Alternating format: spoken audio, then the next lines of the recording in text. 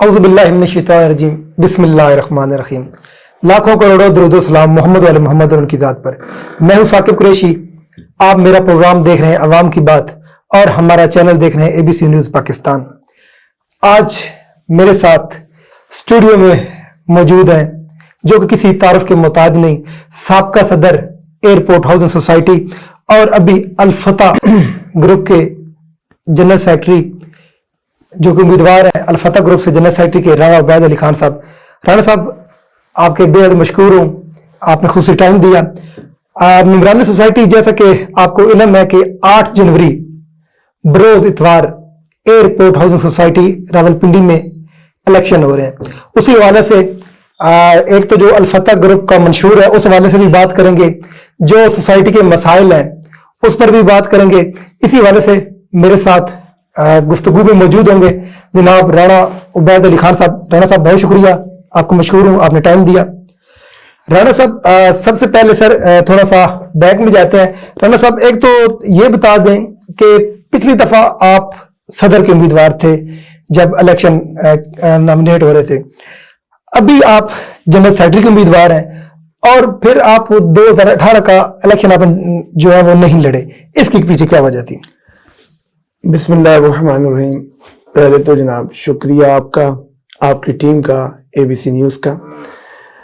باقی ثاقب قریشی صاحب جیسے کہ ابھی آپ نے پوچھا کہ پہلے میں پریزیڈنٹ کا امیدوار تھا، پریزیڈنٹ رہا، اور اب میں جنرل سیکرٹری کا امیدوار ہوں.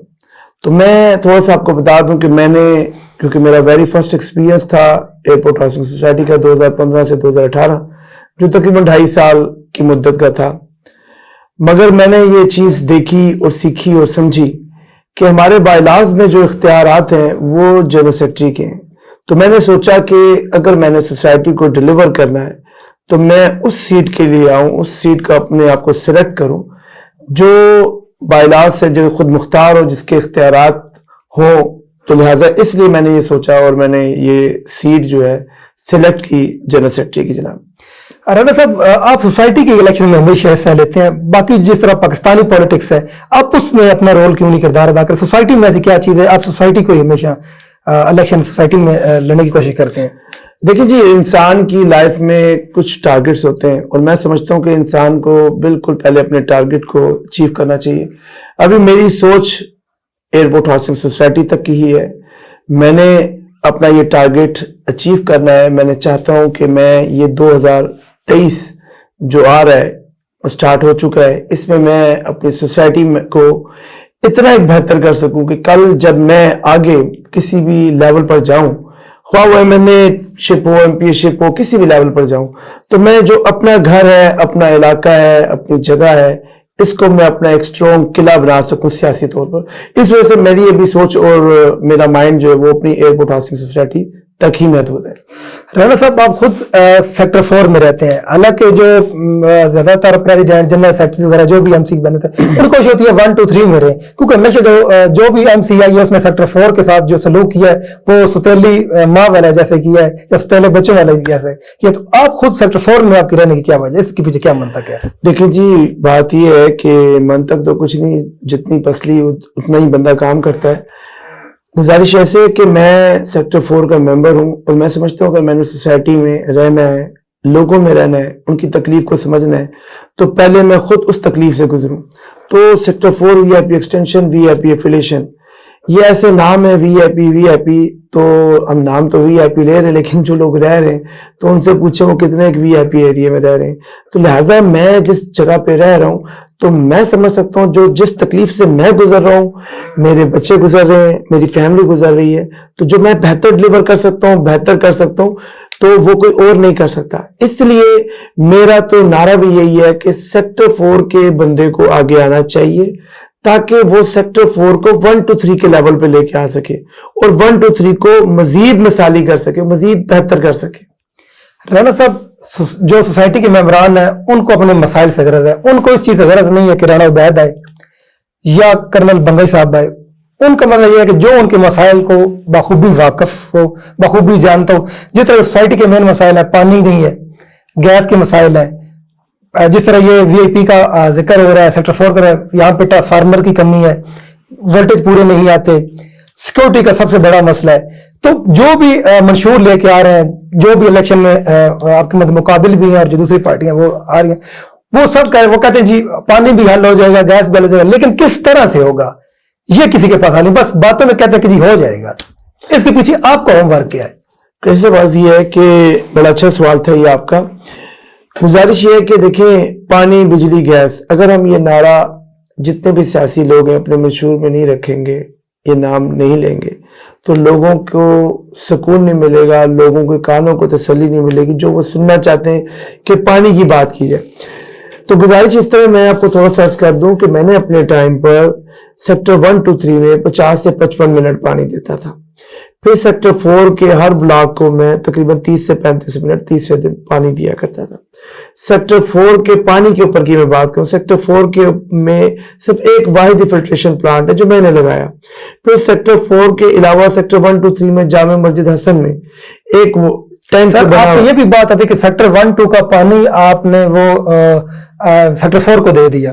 देखिए, मैं थोड़ा सा क्लियर कर दूं पहले कि सेक्टर में जो अर्ज कर रहा था पहले कि सेक्टर 1 to 3 में जो मेन जामे मस्जिद हसन में टैंक है, 5 बोर थे वो मैंने लगाए। अब वो इनकी एहलियत जो साबका इंतजामिया गुजरी सादुल्लाह बंगर साहब की, उनकी पूरी टीम की, कि वो 5 बोर थे, 3 बोर बंद हो गए। क्यों? वजह थी कि उनकी मोटर खराब हो गई, उन्होंने रिपेयर नहीं कराई, वो बोर बंद हो गए। 5 ट्यूबवेल थे मेरे टाइम पे, अब वो 1 ट्यूबवेल चल रहा है। अब रही बात ये कि जो आपने भी बात की कि 1 to 3 का पानी मैंने सेक्टर 4 में दे दिया। देखें, ये एक प्रोपेगेंडा है।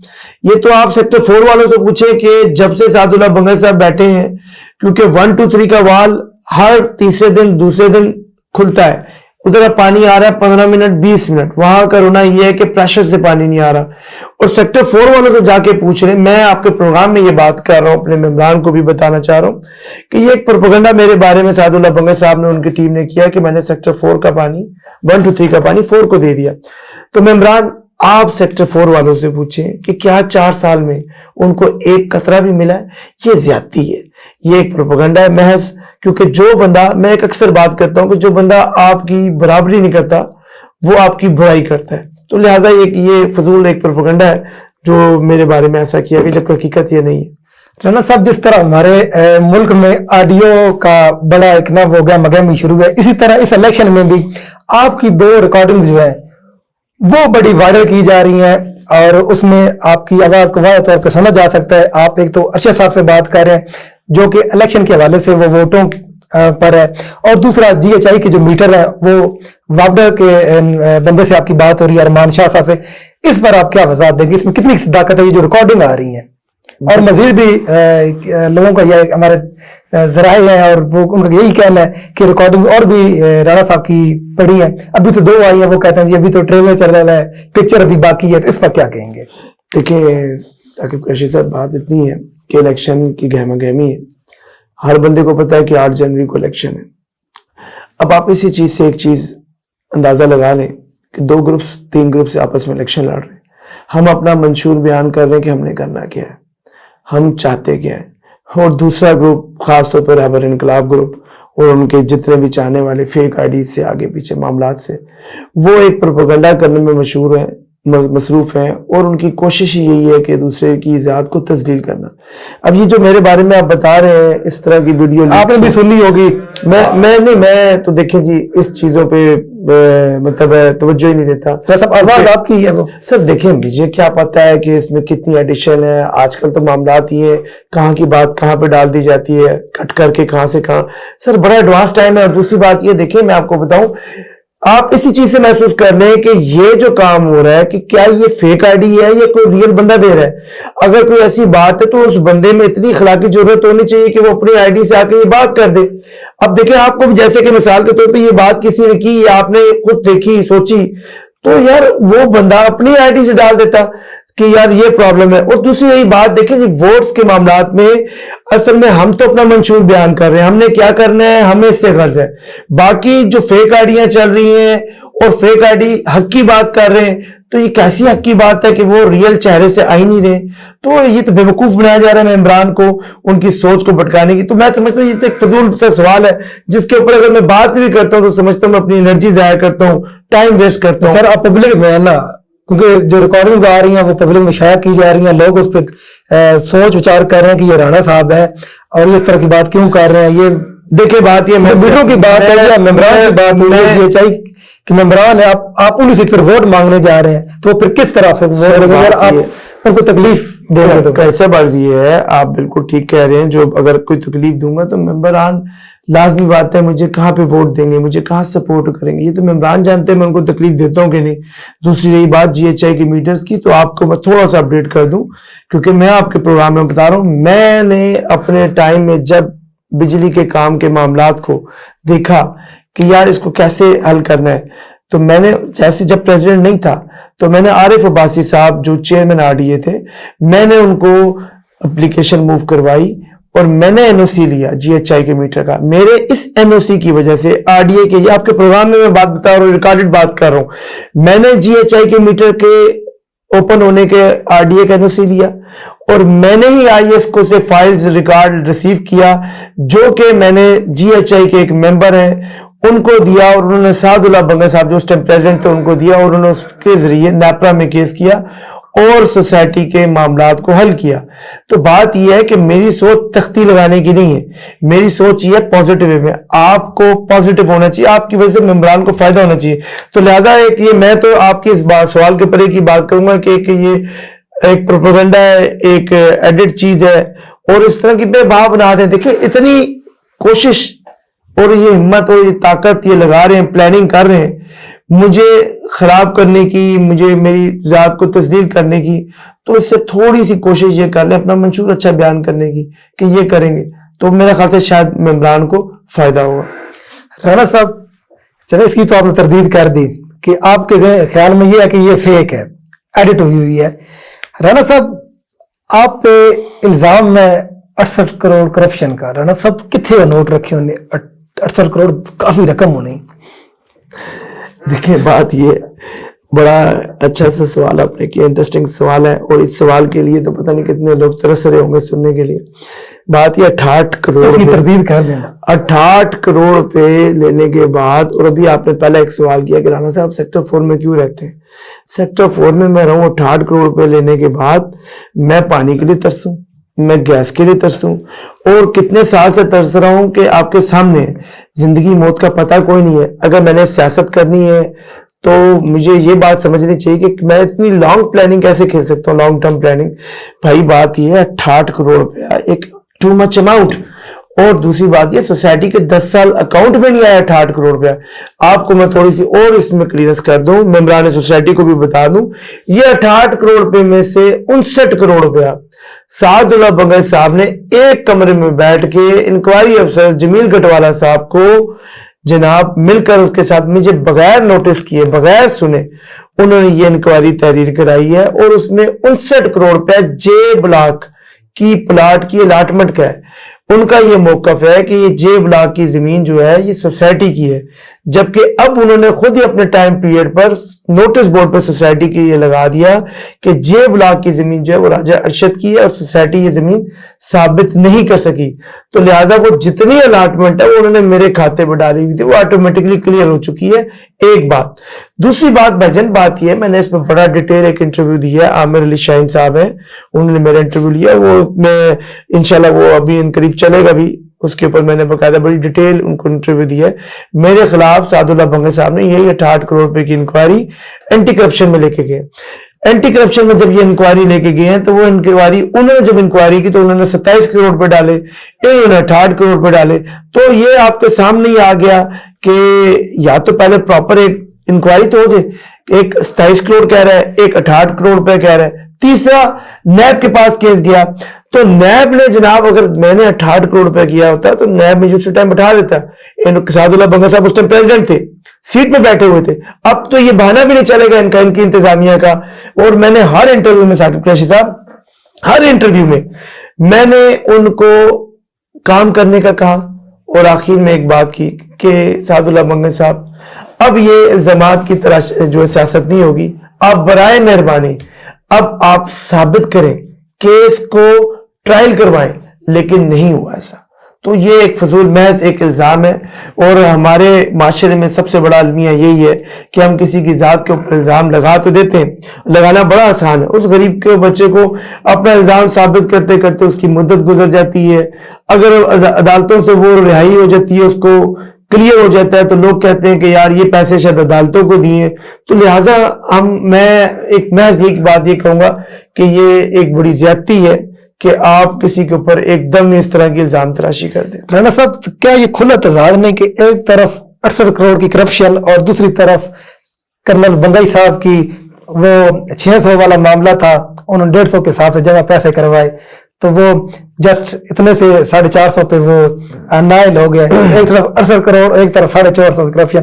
تو یہ کیا معاملہ ہے اور اتنی جلدی ان کا فیصلہ ہونا، اور آپ کا جو ہے یہ 68 کروڑ والا معاملہ ابھی تک عدالتوں میں زیر سماعت ہے، یہ کیا ہے؟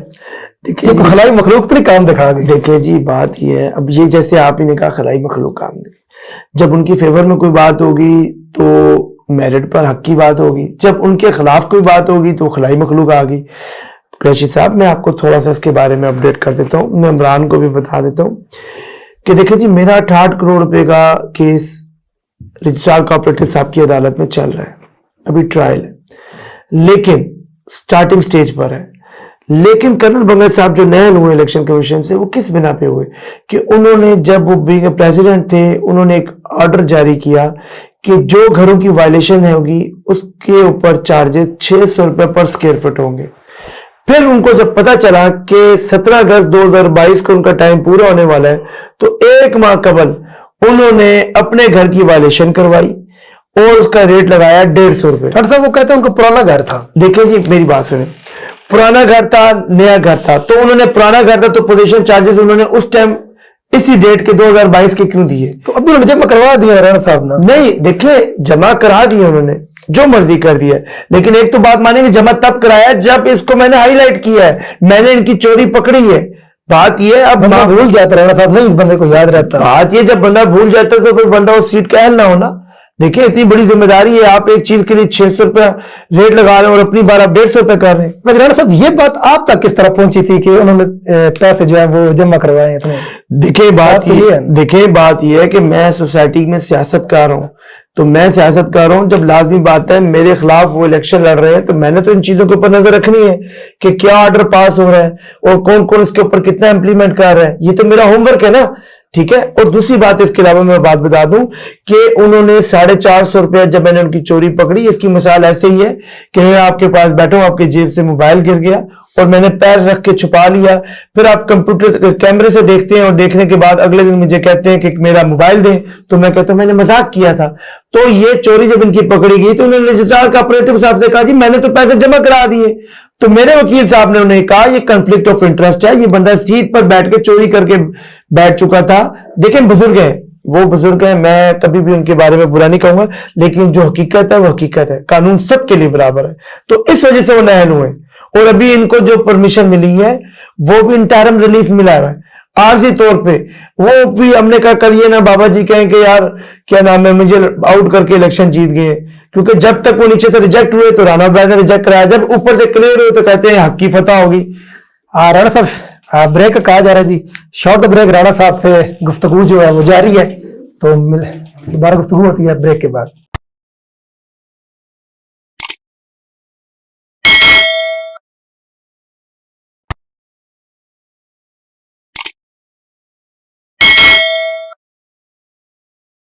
جی ویلکم بیک. رانا صاحب کرنل بنگئی صاحب کی جو نائی لی ہوئی تھی الفتح گروپ سے، اور جو مطلب لوگ آپ کے چاننے والے ہیں، آپ کے سپورٹر ووٹر، وہ سارے لگے رہے کہ جی کرنل بنگئی صاحب جو ہے وہ نائل ہو گئے. آج میری وہ ایک پوسٹ جو ہے وہ فیس بک سے میرے سامنے سے گزری تو میں نے دیکھا تو وہ اس پہ تو ان کے ممبران لگے ہوئے تھے کہ جی الحمدللہ اللہ نے مدد دے دی، ہم نائل نہیں ہوئے اور جو فیصلہ وہ ہمارے حق میں ہو گیا، اور جو بنگئی صاحب ہیں وہ بحال ہو گئے. تو یہ کیا معاملہ ہے؟ دیکھیے میں نے آپ کو جیسے کہا کہ سعد اللہ بنگئی صاحب کو انٹرم ریلیف ملا ہے، اور دیکھیں ان کا رائٹ ہے، اگر سیکریٹری کوآپریٹو صاحب سمجھتے ہیں کہ ان کو لڑنا چاہیے تو پھر اچھی بات ہے، ہم تو اس کے خلاف نہیں ہے نا. دیکھیں ہم تو اس چیز کو سمجھتے ہیں کہ ہر بندے کو کنٹیسٹ کرنا چاہیے. ابھی تک رانا صاحب یہی چاہ رہا تھا کہ کافی کچھ روڑے آپ نے وہ اٹکائے ہیں نائلی میں. دیکھیں پھر میں وہی آپ سے عرض کر رہا ہوں نا کہ اگر میں ریجیکٹ ہو جاتا تو پھر میں کرپٹ ہوتا. اب دیکھیں چھوٹی سی ایک بات ہے کہ رجسٹرار کوآپریٹو نے جس کے پاس میرا کیس 68 کروڑ روپے کا چل رہا ہے اس نے مجھے کلیئر کیا ہے, اس نے مجھے الیکشن لڑنے کی اجازت دی ہے کیونکہ اس کے پاس کیس چل رہا ہے, اس کو یہ پتا ہے کہ اس کیس میں کچھ نہیں ہے. تو بات یہ ہے اب اگر میں ریجیکٹ ہو جاتا تو پھر تو میں تھا کرپٹ, اب وہ ریجیکٹ ہو گئے تو وہ معصوم بن گیا اور میں مافیا بن گیا. تو یہ اب خود عوام جو ہے وہ جانتی ہے, ممبران سمجھتے ہیں اس چیز کو کہ کیا چیز صحیح ہے اور کیا چیز غلط ہے. رانا صاحب جو جی بلاک ہے خاص طور پر جو جنگلات کے پلاٹس ہیں ان کا بڑا معاملہ زیر بحث رہا ہے, جو پچھلی ایم سی بھی گزری ہے کہ جی یہ جنگلات میں دیکھیں اگر جنگلات کا معاملہ جو بھی ہے اس میں ممبران کا کیا قصور ہے, اور اگر جو پچھلی ایم سی انہوں نے اینڈ پر جو ہے نا بالکل لاسٹ ٹینور میں انہوں نے جو جنگلات والا پلاٹ ہے اس کی ٹرانسفر اوپن کی ہے, تو اخلاقی طور پر اس کا جواب دہ کون ہے, اس میں ممبران کا کیا قصور ہے؟ وہ تو جواب دہ سوسائٹی کی ہے نا. اگر سوسائٹی نے ان کو ٹرانسفر دی ہے تو اس میں کیا اتنی اخلاقی جرت ہے کسی میں کہ وہ ممبران سے آ کے سوری کرے, معافی مانگے کہ یار ہاں ہم سے غلطی ہوئی ہے, یا کیا یہ ان کو کلیئر نہیں تھا, یا جو بیٹھی تھی ایم سی کیا وہ اتنی نائل ہے کہ ان کو پتہ نہیں تھا کہ یہ جو پلاٹس ہیں یہ جنگلات کے ہیں؟ تو اگر آپ کی بھی جو ایم سی ہے ٹھیک ہے, جو بھی ایم سی آگے نیکسٹ آتی ہے تو کیا وہ بھی یہی ڈرامہ لگائے رکھے گی؟ دیکھیں جی بات یہ ہے کہ جنگلات کے معاملات جو ہے نا یہ بڑا ایک نا سینسیٹیو میٹر بنا دیا انہوں نے اور بڑی زیادتی ظلم کیا. بات یہ ہے کہ آپ کو پتا ہونا چاہیے کہ جنگلات کا ایشو کچھ بھی نہیں تھا. میں 4 سال قبل جب انہوں نے لوگوں کو گھروں کو دروازے کو بلے بجائی اور کہا کہ جناب بلڈوزر آنے والے ہیں اور اب سنبھال لیں, لوگ پریشان, عورتیں پریشان, بچے پریشان کہ جی ہماری جمع پونجی, کیونکہ 5 مرلے والا جو طبقہ ہے گھر 6 مرلے والا وہ بڑے سفید پوش لوگ ہوتے ہیں جن کو معلوم ہوتا ہے کہ انہوں نے اپنی جمع پونجی سے گھر بنائے ہوتے ہیں. انہوں نے صحیح قسم کا لوگوں کو نا ذہنی اذیت دی, اور آپ بلیو کریں ممبران سوسائٹی اس چیز کو کبھی نہیں بھولے گی. میں آپ کو صحیح بات بتا رہا ہوں. لوگوں نے اپنی بچوں کی شادی کرنی تھی تو لوگ کہتے تھے کہ جی یہ پلاٹس جو ہے ہم نے سیل کرنا ہے, یہ ٹرانسفر بند ہے. جی آپ کو میں یہی عرض کر رہا ہوں, کئی دوست یار تھے صاحب, میں آپ کو یہی عرض کر رہا ہوں 561 کی فائل انہوں نے بنائی, 491 70 ایک علیحدہ سے فائلیں بنائی, پتہ نہیں کتنی کتنی لائنیں, کبھی لائن 16 نمبر گلی ای بلاک تک چلی جاتی, کبھی لائن 17 نمبر تک چلی جاتی. یہ کھیل چلتا رہا 4 سال. وائلڈ لائف والوں کو بلایا, انہوں نے بتایا, میں نے بلکہ فیس بک پہ ریکارڈنگز بھی لگی ہوئی ہیں کہ انہوں نے بتایا کہ یہ جو باؤنڈری ہے اس سے ہمارا اس طرف تعلق نہیں, اس طرف تعلق ہے. اور جاوید خان صاحب, سردار عرفان صاحب وہاں کھڑے رہے ہیں, اس ویڈیو میں میری جو کلپ ہے اس میں چیک کر سکتے ہیں. انہوں نے کہا جی ہم کیا کر سکتے ہیں, سپریم کورٹ کا آرڈر ہے. اور بڑی انٹرسٹنگ بات ممبران سوسائٹی میں آپ کو بتاتا جاؤں کہ اس جنگلات کے میٹر کو کم از کم سیکٹر 4 والے تو نہیں بھول سکتے اور نہ ہی انہیں بھولنا چاہیے. ٹھیک ہے, یہ جو جی ایچ آئی جو ہے اور جو ای بلاک ہے, سی بلاک ہے, بی بلاک ہے, سیکٹر 2 اور سیکٹر 3 کی باؤنڈری 17 نمبر گلی 20 نمبر گلی, ان ممبران کو تو ان کو بھولنا نہیں چاہیے. انہوں نے کیا کیا, انہوں نے ظلم یہ کیا کہ 4 سال انہوں نے اس کو بند رکھا ٹرانسفرز کو, پھر اس کے بعد اٹارنیوں میں پلاٹ خریدے, اپنے مخصوص 4-5 بندے جو جی ایچ آئی کے ان کے فرنٹ مین ہیں ان کو انہوں نے اس کے ذریعے وہ پلاٹس خریدے. پلاٹس خریدنے کے بعد ان کو ڈیلر بنایا, ڈیلر بنانے کے بعد اس پہ انہوں نے ٹکوں میں وہ پلاٹس خریدے اور لاکھوں روپے اس میں بینیفٹ پروفٹ لیا. پلس خالی یہاں تک نہیں, اس کے بعد کیا ہوا کہ یہ ٹرانسفر اوپن کب ہوئی؟ بڑی انٹرسٹنگ بات ہے. یہ ٹرانسفر اوپن ہوئی ہے ان کی 30 جنوری 2021 کو یہ ٹرانسفر انہوں نے اوپن کی, کیونکہ ان کو یہ پتا تھا کہ 7 جنوری 2021 کو ان کی ایم سی کا ٹائم پورا ہو رہا ہے. تو انہوں نے ایم سی میں ایجنڈا پاس کیا اور کہا جی ہمیں ٹرانسفر اوپن کر رہے ہیں. نہ کسی کورٹ کا آرڈر آیا بند کرنے کے لیے, نہ کسی کورٹ کا آرڈر آیا ٹرانسفر اوپن کرنے کے لیے. پرچیزنگ کس نے کی؟ میں نام کوٹ کر رہا ہوں. 272 نمبر پلاٹ ای بلاک کا سردار عرفان صاحب جو اب جنرل سیکرٹری کا الیکشن لڑ رہے ہیں, اس ٹائم ایگزیکٹو ممبر تھے, وہ انہوں نے پرچیز کیا, ان کے نام پر ابھی بھی ہے. 639-40 نمبر ایچ بلاک کا پلاٹ جاوید خان صاحب جو اس ٹائم کے جنرل سیکرٹری ہیں ان کے نام پر ہے. 28 آئی یہ محب اللہ خان صاحب ہیں, ان کی فیملی کا پلاٹ تھا. یہ پلاٹ انہوں نے جنگل میں تھے تو کیوں یہ خریدے؟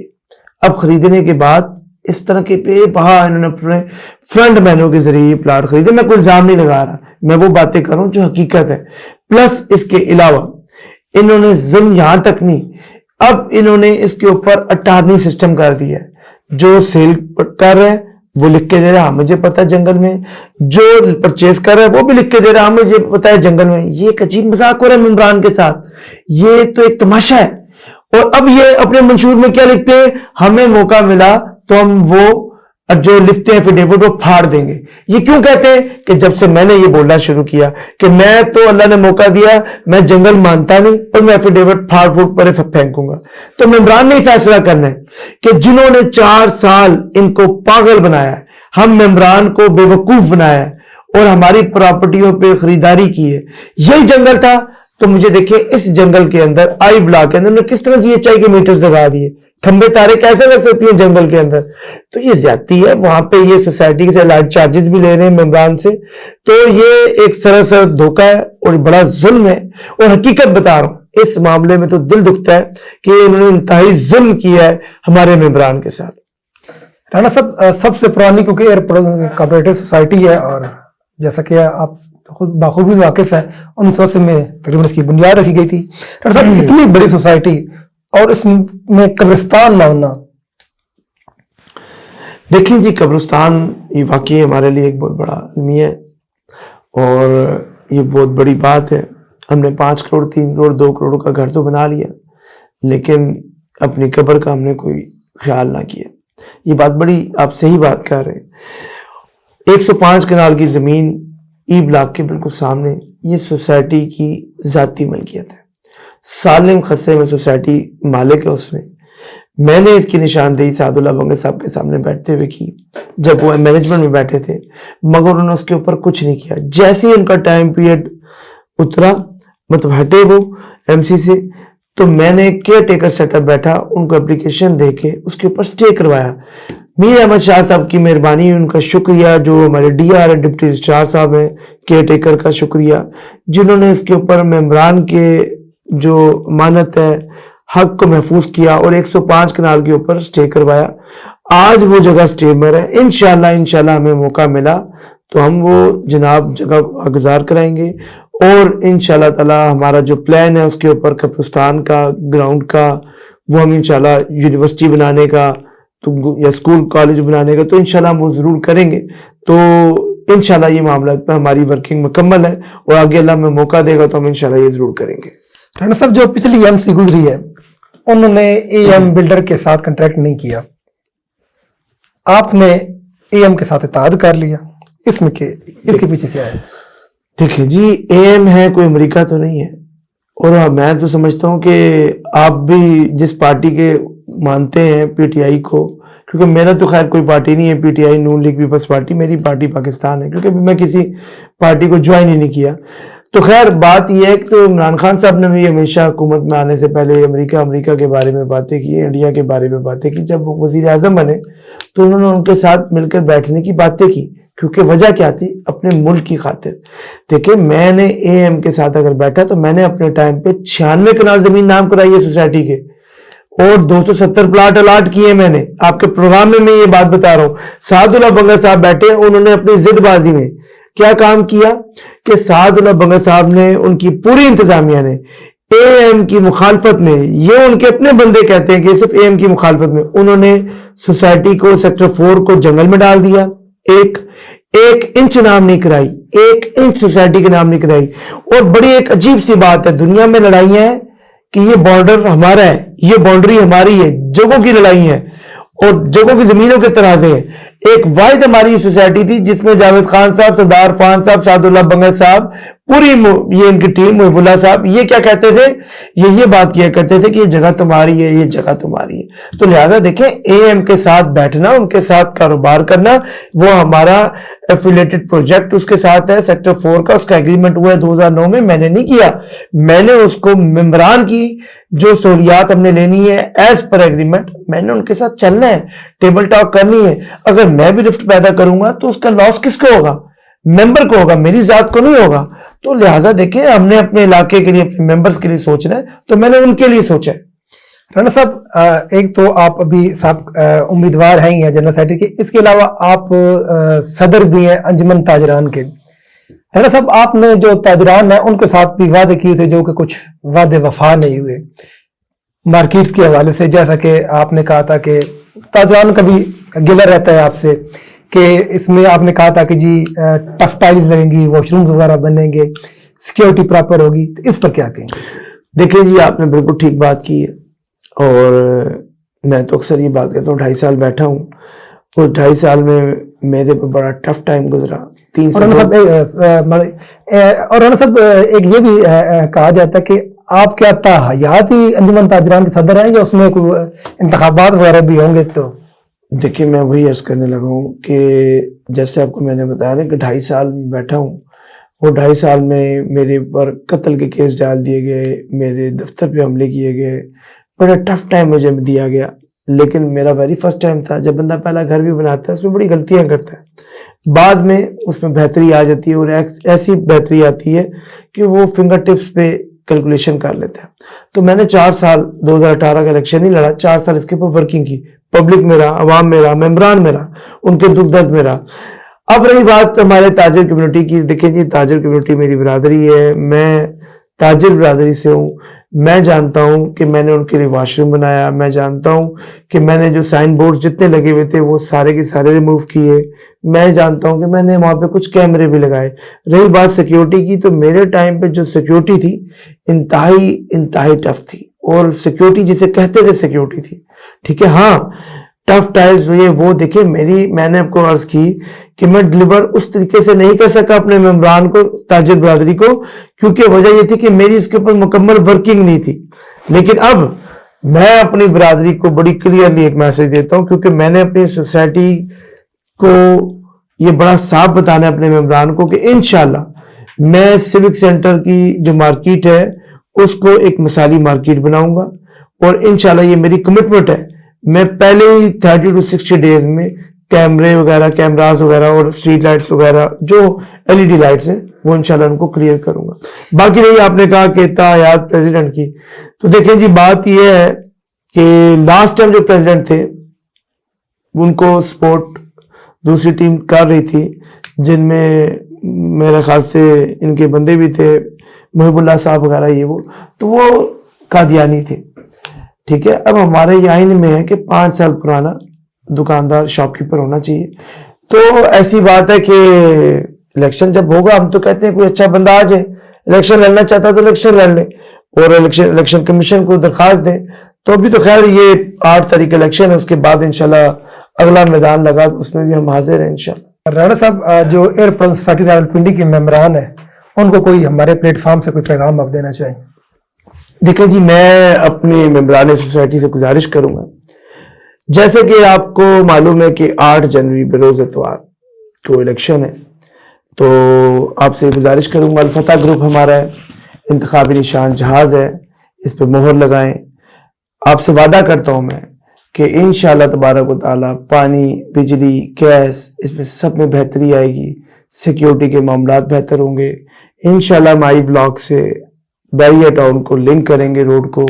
इंशाअल्लाह हमारी एक अच्छी प्लानिंग्स हैं, फंड कैसे जनरेट करेंगे, अपनी पब्लिक, अपनी आवाम, अपने मेंबरान को मायूस नहीं करूंगा, ये मैं आपसे वादा करता हूं। और दूसरी बात, मैं लगे तो क्योंकि आपके प्रोग्राम में बैठा था, तो मैं गुजारिश भी करूंगा आपके प्रोग्राम की वसादत से कि तमाम जितने भी ग्रुप्स इलेक्शन मेरे अगेंस्ट लड़ रहे हैं कि आप आए, टेबल टॉक करें, आपके साथ बैठे, खुली कचहरी में आवाम के सामने आए, आप उनसे सवालात करें, आप प्रोग्राम रखें और आए, आप उनसे क्वेश्चन करें, ताकि आप मेंबर को सिलेक्ट करने में, अपने मेंबर को सिलेक्ट करने में कि मैं किसको वोट दूं, बड़ी आसानी हो सके। देखिए, आउट ऑफ कंट्री चले जाएं तो वहां पर क्या है, एक प्रेसिडेंट खड़े होकर अपना व्यू, अपना विजन बता रहा होता है, दूसरा बता रहा होता है। क्यों ही बता रहा होता है? इसलिए बता रहा होता है कि पब्लिक इजीली इस पे जज कर सके, क्योंकि पब्लिक हमारी जज है। तो मैं इस प्रोग्राम की वजह से दावत देता हूं और चैलेंज करता हूं कि आए टेबल टॉक। मैं अगर करप्ट बंदा हूं तो फिर तो मुझे चोरों की तरह छुपना चाहिए, अगर नहीं हूं तो छुप कौन रहा है, ये मेंबरान ने फैसला करना है। वस्सलाम। राणा अली खान साहब, हमारा प्लेटफॉर्म तो हाजिर है, जिस तरह आप जो है आए हैं, आपकी भी मशकूर है। बाकी जो दूसरे पैनल लड़ रहे हैं, जो भी इलेक्शन में हिस्सा ले रहे हैं, हम हाजिर हैं, हमारा जो स्टूडियो है वो हाजिर है, हमारा चैनल हाजिर है, आके वो अपना मौक़िफ़ जो है दे सकते हैं। अच्छा राना साहब, आपके वारंट गिरफ्तारी जारी हुए हैं, ये क्या मामला है? ये बड़ी आपने अच्छी बात की है जी, वारंट गिरफ्तारी की। अभी बड़ी एक टेक्निकल ये मेरे साथ गेम करने जा रहे थे, लेकिन अल्लाह तबारक व तआला सही किस्म का, जिसे हम कहते हैं रब्बे करीम ही बेहतरीन हिफाजत करने वाला और फैसले करने वाला है। देखिए हुआ ये कि 2016 में अंडरपास पे मैंने CDA की जगह वहां पे रोड बनाई। ये जो आपका अंडरपास का रास्ता है, मैंने पहले ब्लैक टॉप किया, पहले कच्चा रास्ता था, इसको ब्लैक टॉप किया, तो और मेम्बरान के लिए किया, अपनी जाती घर के लिए नहीं किया। 2016 में मेरे पे इसके ऊपर दरखास्त हुई और केस चलता रहा, टाइम गुजर गया, मैंने समझा ये केस मामला खत्म हो गए होंगे, मेरे वकील साहब ने, लॉयर साहब ने खत्म कर दिया होगा। मगर क्या होता है कि जनाब अचानक 2016 से लेके 2023 तक ये फाइल, ये केस बंद रहता है। अचानक ये फाइल ओपन होती है, ये केस ओपन होती है, वारंट गिरफ्तारी मेरे निकलते हैं, और कब? 28 दिसंबर 2022 को निकलते हैं।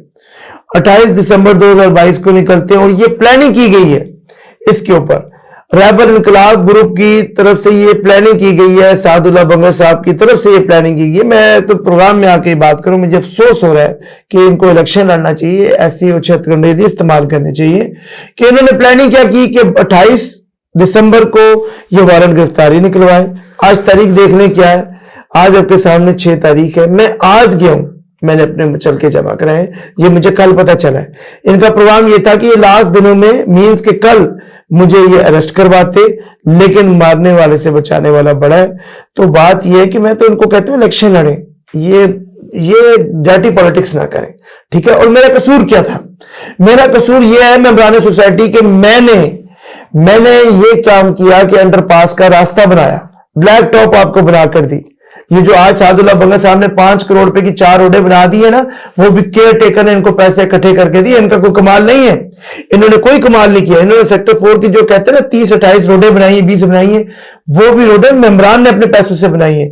तो बात ये जो पैसे, ये जो रोडें बनाई है, ये अल्हम्दुलिल्लाह मैंने बनाई है, ठीक है ना। ये मामला तो इसकी मुझे जनाब सजा भुगत रहा हूं, तो खैर है, मेंबरान की खातिर इस तरह के 10 और FIR हो जाएंगे, हम भुगतेंगे इंशाल्लाह ताला। राना साहब, अभी भी कोई कंफ्यूजन तो नहीं है, इलेक्शन होंगे, कुछ स्टे वगैरह तो नहीं होगा? देखिए सादुल्लाह बंगर साहब, बल्कि एक पिक्चर पिछले दिनों में शेयर भी हुई है, सादुल्लाह बंगर साहब अपनी टीम के साथ, अपने वकील यासिर बड़े टेक्निकली खेलते हैं। अदील भट्ट साहब से एप्लीकेशन मूव करवाते हैं, वकील कौन पेश होता है आगे? यासिर इब्राहिम साहब। मैंने बकायदा, देखे अगर मैं झूठ बोल रहा हूं, मैंने बकायदा उनका वकालतनामा साथ लगाया हुआ है। यासिर इब्राहिम साहब किसके वकील है? सादुल्लाह बंगर साहब के वकील है। उस पर स्टे लेने की उन्होंने भरपूर कोशिश की, लेकिन अल्लाह बड़ा करीम है, इलेक्शन होगा जी, बिल्कुल इंशाल्लाह अपने टाइम पर होगा, 8 जनवरी को होगा। बहुत शुक्रिया जी राना साहब, आपने टाइम दिया। जैसा कि मेरे साथ मौजूद थे अल फतह ग्रुप के नामजद उम्मीदवार बराए जनरल सेक्रेटरी राना उबैद अली खान साहब, आपने सोसाइटी के हवाले से, सोसाइटी के मसाइल पर भी इनकी गुफ्तगू सुनी। मुझे दीजिए इजाजत, आपसे फिर एक नए मेहमान के साथ मुलाकात होगी, तब तक के लिए अल्लाह हाफिज।